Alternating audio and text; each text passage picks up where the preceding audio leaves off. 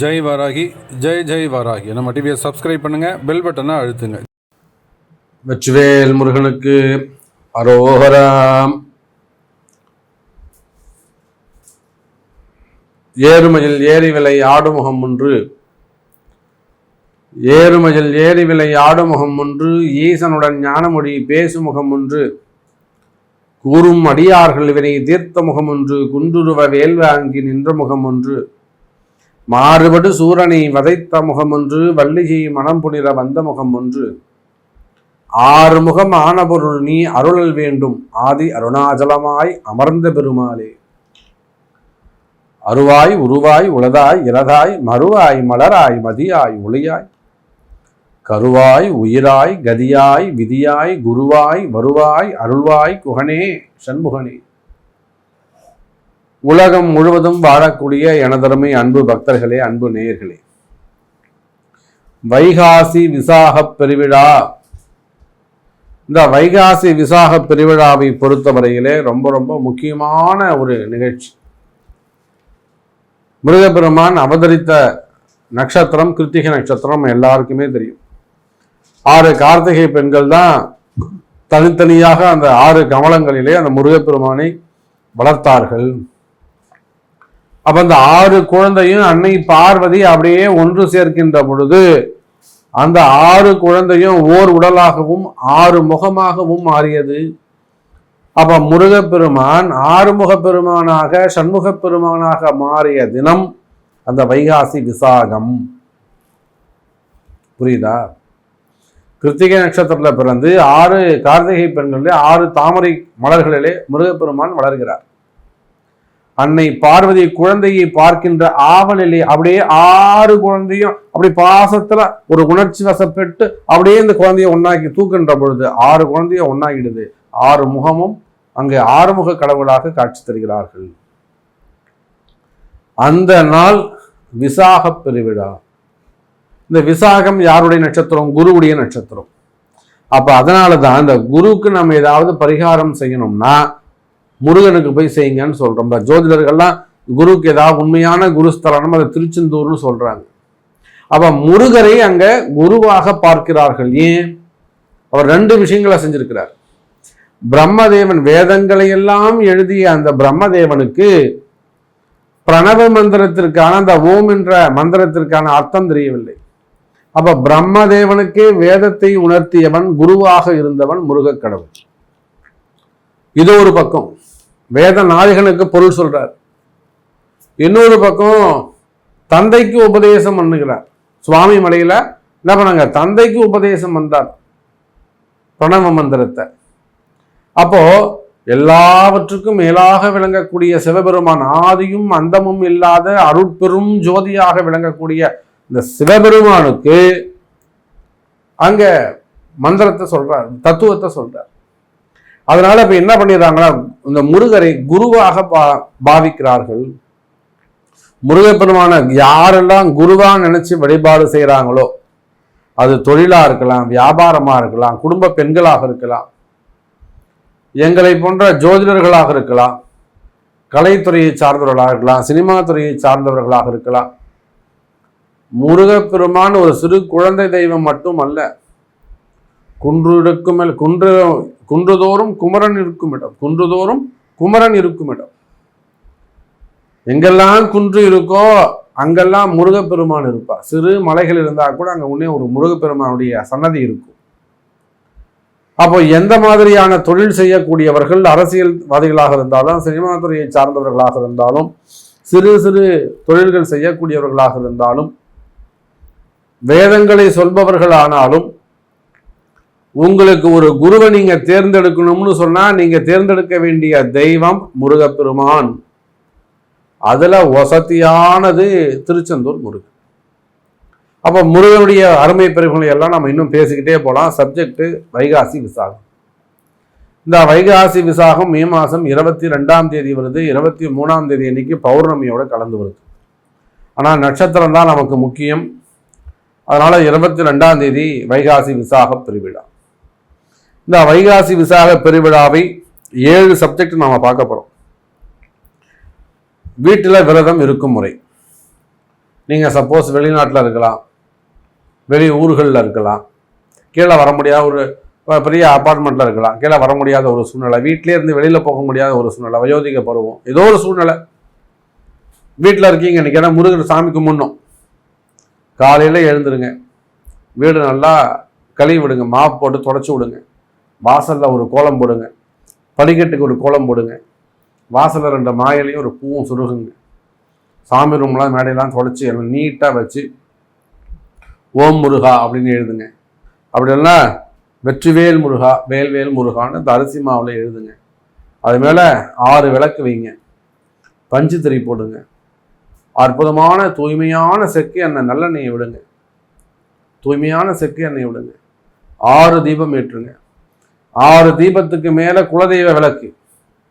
குலதெய்வ விளக்குனா என்ன சொல்லுங்க பார்க்கலாம்? குலதெய்வ விளக்குனா என்ன? காமாட்சி அம்மன் நல் விளக்கு, நல் தீபம். ஏன் ஒவ்வொரு வீட்லையும் நம்ம காமாட்சி விளக்கு ஏற்றுறோம்னா, குலதெய்வம் எங்கேயோ இருக்கும். இவங்க ஒரு 50-500 கிலோமீட்டர் தாண்டி இருப்பாங்க. நடந்தாலும் குலதெய்வம் கோயிலுக்கு போக முடியும்னா முடியாது. அப்போ அந்த குலதெய்வத்தின் சாட்சியாக இன்னொரு மறு உருவமாக அந்த காமாட்சி அம்மன் விளக்கு தான் ஒவ்வொரு வீட்டிலையும் அது குலதெய்வம். அப்ப இந்த 6 விளக்கு ஏற்றும் போது 6 விளக்குக்கு மேல குலதெய்வ விளக்கு இருக்கணும். நீங்க எவ்வளோ பெரிய பூஜை பண்ணாலும் அந்த குலதெய்வ விளக்கு தான் முதல்ல ஏற்றணும். அந்த நல்ல குலதெய்வத்தை வேண்டி இந்த வைகாசி விசாகத்தில் நான் விரதம் இருக்கிறேன், எங்கள் வீட்டுக்கு முருகர் வரணும், எங்கள் வீட்டு பிரச்சனையெல்லாம் விலகணும், எனக்கு இந்த மாதிரியான பிரச்சனைகள்லாம் இருக்குது, இந்த மாதிரியான தடைகள் எல்லாம் இருக்குது, இந்த மாதிரியான கவலைகள் எல்லாம் இருக்குது, இதெல்லாம் நிவர்த்தி ஆகணும்னு குலதெய்வத்தை நினச்சி முதல்ல காமாட்சி விளக்கு ஏற்றணும். அதன் பிறகு கீழே 6 தீபம், சண்முகருக்கு 6 தீபம் ஏற்றிக்க வேண்டியது.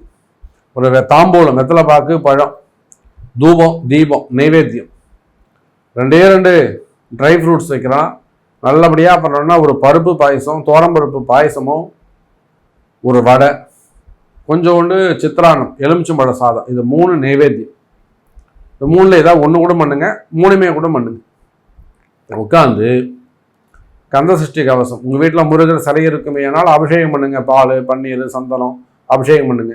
சிலை விக்கிரகங்கள் இல்லை, அழகாக ஒரு படத்தை வச்சு அந்த முருகப்பெருமானுக்கு ஒரு அர்ச்சனை செய்வித்து, தூபதீபங்கள்லாம் காட்டி, நைவேத்தியங்கள் செய்வித்து, ஆரத்தி எடுத்து, அதுக்கப்புறம் மங்கள ஆரத்தி, சுண்ணாம்பு மஞ்சள் கலந்து அந்த மங்கள ஆரத்தி எடுத்து முருகப்பெருமானுக்கு ஒரு நாமாவளியை சொல்லி வீட்டில் வழிபாடு செய்வீர்களேயானால் உங்கள் வீட்டில் சுபிக்ஷம் பெருகும். குறிப்பா சுக்குக்கு மிஞ்சிய வைத்தியமும் இல்லை, சுப்பிரமணியத்திற்கு மிஞ்சிய தெய்வமும் இல்லை. இது நான் சொல்றீங்க, அகஸ்தியர் சொன்னது. சித்தர்களுக்கெல்லாம் சித்தர் அகஸ்தியர் சொன்னது. சுக்குக்கு மிஞ்சிய வைத்தியமும் இல்லை, சுப்பிரமணியனுக்கு மிஞ்சிய கடவுளும் இல்லை. அப்ப இந்த வைகாசி விசாகத்தன்னைக்கு வீட்டுல சாமி கும்பிட்டீங்கன்னா அவ்வளோ பெரிய சிறப்பு, அவ்வளோ நல்ல முறையில வீட்டுல சுபிக்ஷம் இருக்கும், கெட்ட சக்திகள்லாம் ஓடி போயிடும், பாசிட்டிவ் எனர்ஜி உள்ள வரும், எல்லாமே மகிழ்ச்சியானதாக இருக்கும்.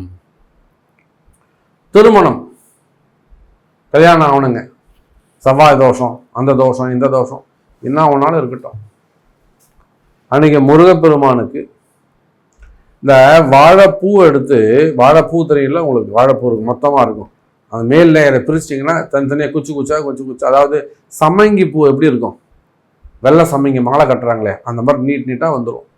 அந்த சம்மங்கியை நாம் கலர் கலராக கட்டுவோம் பார்த்தீங்களா, அந்த மாதிரி இந்த வாழைப்பூ மாலையை கட்டி, அது எண்ணிக்கை கிடையாது, உங்கள் மனசுக்கு நீட்டுக்கு எவ்வளோ தோணுமோ அவ்வளோ கட்டுங்க. நீங்கள் இந்த வாழைப்பூ மாலையை கட்டி, அது ஆணாக இருந்தாலும் பெண்ணாக இருந்தாலும் முருகப்பெருமானுக்கு வாழைப்பூ மாலை சாத்துங்க. ஊரில் வாழ்த்துவாங்க, வாழையடி வாழையாக இந்த குடும்பம் தழைக்க வேண்டும். பொதுவாக அந்த புதுசாக கல்யாணம் ஆகும்போது அந்த பொண்ணு புள்ளியை வாழ்த்தும் போது அந்த வார்த்தையை சொல்லுவாங்க, ஆள் போல் தழைத்து அருகு போல் வேரூன்றி அப்படின்னு அந்த காலத்தில் பெரியவங்க வாழ்த்துவாங்க. அப்போ அந்த வாழைப்பூங்கிறது வாழையடி வாழையாக அடுத்தடுத்த ஜெனரேஷன், அடுத்தடுத்த ஜென்மாவுக்கு, அடுத்தடுத்த பிறவிகளுக்கு அந்த பாக்கியங்களை கொடுக்கக்கூடியது. அப்போ அந்த வாழைப்பூ மாலை மிகப்பெரிய திருமணத்திற்கான பரிகாரமாக அமைகிறது. அப்போ அந்த வைகாசி விசாகம் அன்றைய தினம் உங்களுக்கு திருமணம் நடக்கணுமா? உடனே அசட்டுத்தனமாக ஒரு கேள்வி கேட்பீங்க, சாமி நான் போகலாமா? என் பையனுக்கு பதிலாக நான் போகலாமா, என் பொண்ணுக்கு பதிலாக நான் போகலாமா, எங்கள் அக்காவை அனுப்பலாமா, ஆயாவை அனுப்பலாமா? அவங்க தான் போகணும். யாருக்கு திருமணம் நடக்கணுமோ அவங்க தான் காலம்பரை எழுந்திருக்கணும், தலை குளிக்கணும். தலை குளிச்சுட்டு நல்ல புது வஸ்திரங்களை கட்டி திருநீர் அணிந்து உண்மையான விரதம் இருந்து முடிஞ்சால் ஒரு 1/2 டம்ளர் பசும்பால் வாங்கி கொடுத்து முருகர் ஒரு அபிஷேகத்தை பண்ணி அலங்காரம் பண்ணுறவர்களும் காத்திருந்து அர்ச்சனை செய்து அந்த வாழைப்பூ சாத்துவீர்களே ஆனால் திருமண பாக்கியம் கை கூடும். அது ஆணோ பெண்ணோ பார்த்துக்கோங்க. உத்தியோகம், இந்த வேலையில் எனக்கு பிரச்சனையாக இருக்குது, வேலையில் எதிரிகள் இருக்காங்க, தொழிலில் பிரச்சனையாக இருக்காங்க, இந்த எதிரிகளுக்கெல்லாம் சத்ரு சம்ஹார ஹோமம்னு ஒன்று இருக்குது. நான் பல இடங்களில் அதை சொல்வது உண்டு. சத்ரு சண்முக திரிசதின்னு ஒரு அர்ச்சனையே இருக்குது. அப்போ இந்த எதிரிகளுடைய தொந்தரவு, தொழில் பிரச்சனை, உத்தியோக பிரச்சனைகள் இருக்குமே ஆனால் முன்கூட்டியே போய் அந்த ஐயர்கிட்ட பேசி எனக்கு திரிசதி அர்ச்சனை பண்ணணும், அரளிப்பூ வாங்கி கொடுத்து நொச்சி இலை கொண்டு இந்த உத்தியோகம், தொழில், எதிரி இந்த பிரச்சனைகள் விலகிட நொச்சி இலையாலையும் அரளிப்பூவாலையும் அர்ச்சனை செய்து அங்கே ஒரு நைவேத்தியம் போட்டு திரிசதி நாமார்ச்சனை செய்வீர்களேயானால் நிச்சயமாக உத்தியோகம் சிறப்பான முறையில் இருக்கும், தொழில் சிறப்பான முறையில் இருக்கும், எதிரிகள் காணாமல் போவார்கள். நான் பல இடங்களில் சொல்வது உண்டு, பல இடங்களில் போய் செஞ்சும் வச்சுட்டு வந்திருக்கோம். சில வெளிநாடுகளுக்கும் போகிறோம், வெளியூர்களுக்கும் போகிறோம். அந்த சத்ரு சம்ஹார ஹோமங்கிறது அவ்வளோ பெரிய சிறப்பு அப்படின்னு சொல்லி நிறைய பேருக்கு நான் நிறைய இடங்களில் பதிவுகளில் நான் உங்களுக்கு சொல்லியிருக்கிறேன். ஸோ உத்தியோகத்திற்கு திரிசதி நாமார்ச்சனை நொச்சி இலையால் செய்வது சிறப்பு. அடுத்தது குழந்தை பாக்கியம்.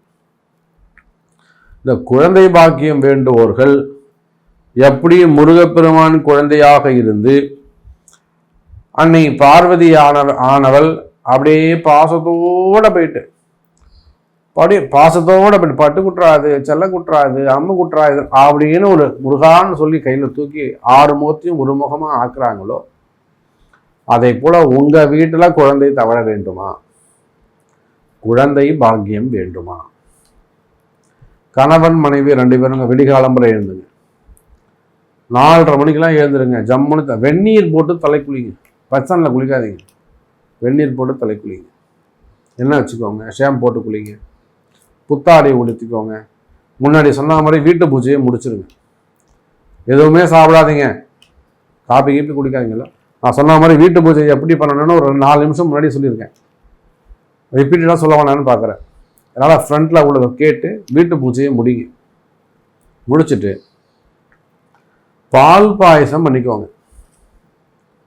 என்ன பாயசங்க? பால் பாயசம் பண்ணுங்க. மில்க் மேட்லாம் எதுவும் போடாதீங்க. பால் பாயசம் பண்ணுங்க. அற்புதமான முறையில் நல்லா சுண்ட பாலை காய்ச்சி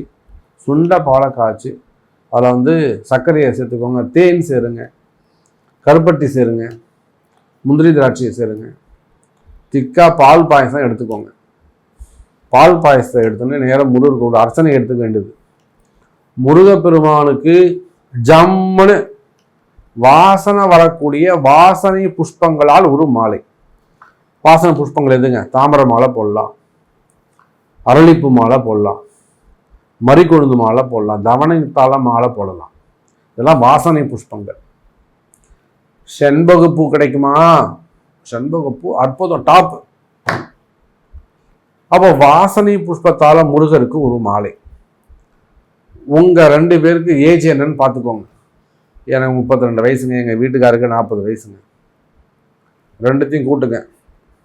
இல்லைனா 2 தனித்தனியாக 30 எலுமிச்சை மரத்தில் ஒரு மாலை, 42 எலுமிச்சை மரத்தில் ஒரு மாலை.